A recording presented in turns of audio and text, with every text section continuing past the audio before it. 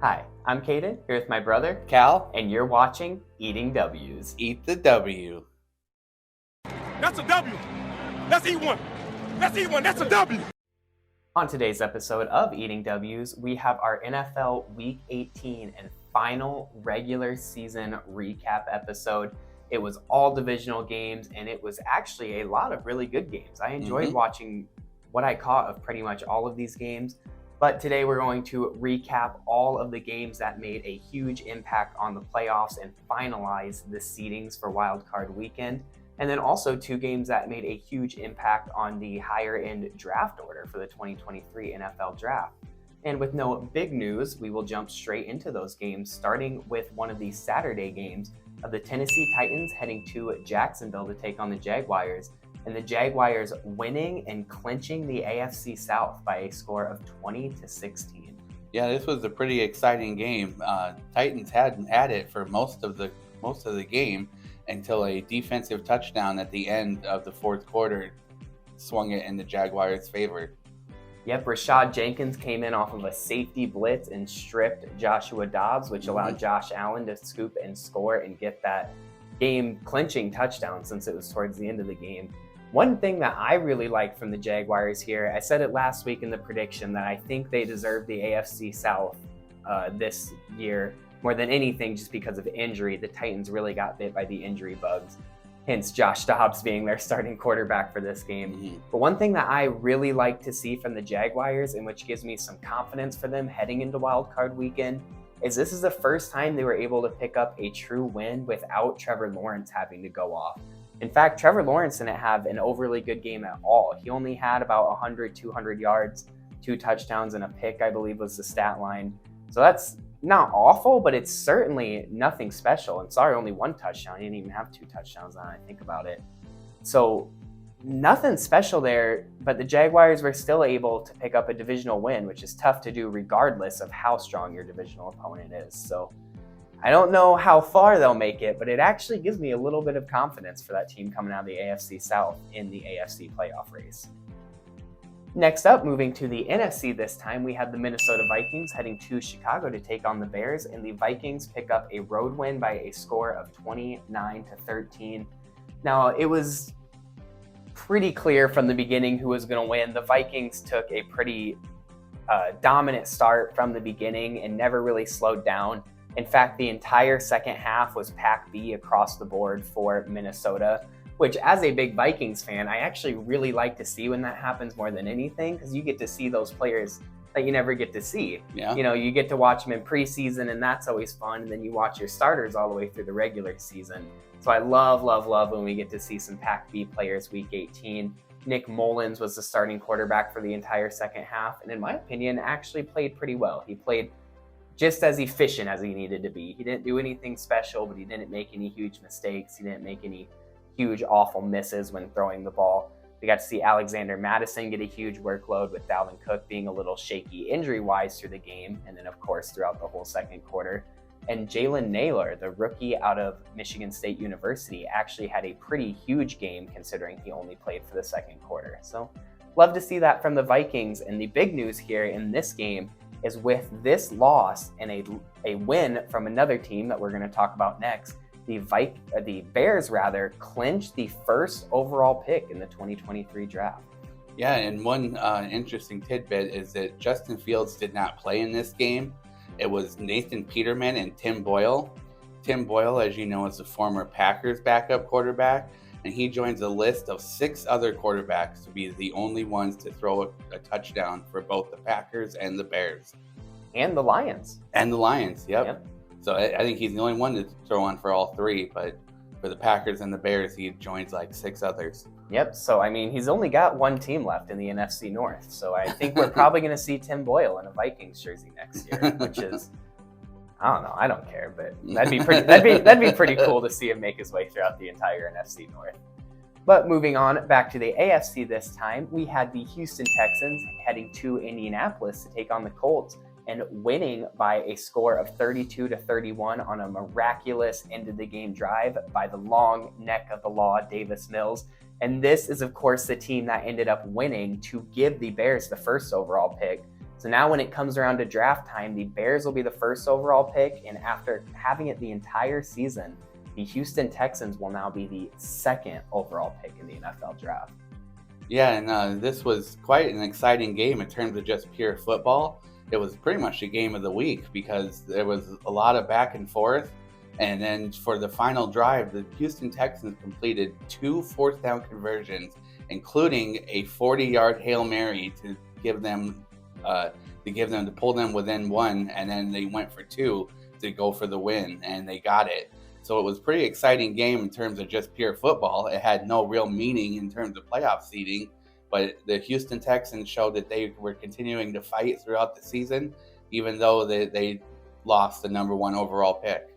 Yeah, if you look at the Texans and they have a new coach this year, Lovie Smith being a first-year guy, they have countless first, second, and third-year players. They have such a young roster and huge draft capital coming up, regardless of whether they have the first or second overall pick. Doesn't even really matter.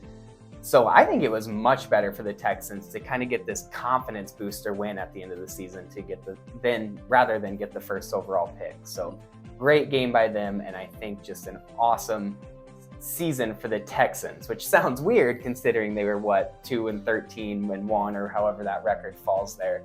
But really, if you look at expectation, when you look at that roster versus reality, I'd say that they kind of matched what they should have done, if not even exceeded it, because I know that they had 13 or 14 losses or whatever it was, but a lot of those losses were one-possession games, and some of them were to really good teams, including 2 late-year losses to the Cowboys and Chiefs in overtime. So that roster really exceeded what it should have done, and I think it has promise here for the future in Houston. Moving on to the next game, we're going to keep it in the AFC this time, with the New York Jets heading to Miami to take on the Dolphins. And the Dolphins win by a score of 11-6, so a pretty slow-moving game, all field goals, no touchdowns. But with that Dolphins win, they clinched the 7th seed in the AFC playoff race. Yeah, this was a pretty boring game in terms of pure football. It was 3 field goals back-to-back, and then there was no touchdowns. The 11 they got from the Jets doing a pitchy woo-woo at the end of the game and forcing themselves to safety. So that's how they got to 11. 3 field goals, no touchdowns, 1 safety. Pretty boring game. And then this was a game started by Skylar Thompson. It was Skylar Thompson versus Joe Flacco, which, we all expected to be the big matchup. So usually I'd say that's a joke, but after watching that Brock Purdy-Jared Stidham matchup last week, there was a chance. There was a chance this ended up being a shootout. But yeah, overall, not much to talk about in this game, the game itself, because it was boring. 5 combined field goals, 1 safety is how that final score happened. But nevertheless, the Dolphins earned themselves a chance in the playoffs, I guess. With their quarterback situation, it is a low chance having to go into Buffalo, but they can still say they went to the playoffs, so that's something, I guess. Next up, we're going to jump back over into the NFC and look at the 7th seed clincher there, with the Los Angeles Rams heading to Seattle to take on the Seahawks, and the Seahawks winning by a score of 19-16 on an overtime game-winning field goal. Yeah, this was another exciting game. The Rams had the lead for most of the game before the Seahawks tied it up late. And then the Rams had a terrible interception in overtime to give the Seahawks great field position and an easy field goal for the win. Yeah, funny little tidbit about this one. Quandre Diggs, the former longtime Detroit Lion, was the Seahawks safety who actually got that huge interception in overtime. And I heard the announcers talking when he got that interception. He was a longtime Lion, and he actually messaged some of his former Lions teammates who are still in Detroit and said, "We're going to get it done on our end. You got to help us out," because with this Seahawks win, they still needed a Packers loss in order to make the playoffs. And as we will move on to now, they got that. The Lions went into Green Bay and took down the Packers by a score of 20-16. Yep, all we had to do was win, and we were in, and we couldn't do it. We played this game more like during our losing streak. There were miscues, there was turnovers, there was drop passes, terrible penalties. I mean, what more could you ask for a recipe for disaster? Aaron Jones had a terrible fumble late in the red zone. Aaron Rodgers had a give me interception where he just tossed it up on a Hail Mary, and then terrible penalties by Quay Walker and Rasul Douglas to give not only great field position to the Lions, but also allow for an easier field goal, which would have made quite the difference if they were able to hold on to them and block that field goal. But in the end, hats off to the Lions. They came ready to play. Even though they were already eliminated, they just were the better team. Yeah, that Quay Walker penalty, he pushed one of the Detroit Lions athletic trainer staff. And actually, towards the end of that, his former and now current Packers teammate, but his former Georgia teammate, Devontae Wyatt, actually also walks up and pushes the same training member when he turns and starts to yell at Quay Walker. So he kind of got away with one there, but still, nevertheless, just a dumb penalty. But rookies are going to make rookie mistakes. You can't overly get on the guy for just letting his emotions get the best of him, because it happens a lot in the NFL. But I think that much more than the Packers lost this game, the Lions won this game. I'm not going to sit here and say that the Packers played to their full potential and the Lions still won. The Packers definitely slacked in some areas. But the Lions, as Callan said, really showed up to play. And Dan Campbell was fearless in the fourth quarter of this game. He made countless, or a handful at least, of super ballsy calls. And a lot of the time you see some of those calls fail, but I think every one that I noticed, at least, where it was a really risky call, they all worked out. So that is a good mix of a coach trusting his team and the team giving it back to the coach and converting on that trust. So I really thought the Packers were going to do some sort of miracle and win, because I've been watching football enough to know that history usually does repeat itself. But in this situation, the Lions rewrote history a little bit and were able to hold on for the win. So good for them, and I hate to say it, but we might actually see a pretty good team in Detroit here coming up next season, or at least in these next few years.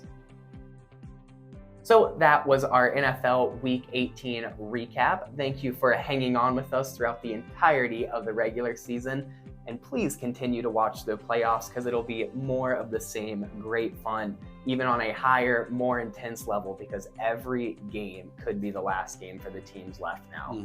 So keep an eye out tomorrow for our NFL wildcard prediction episode. But until then, don't forget to eat the W.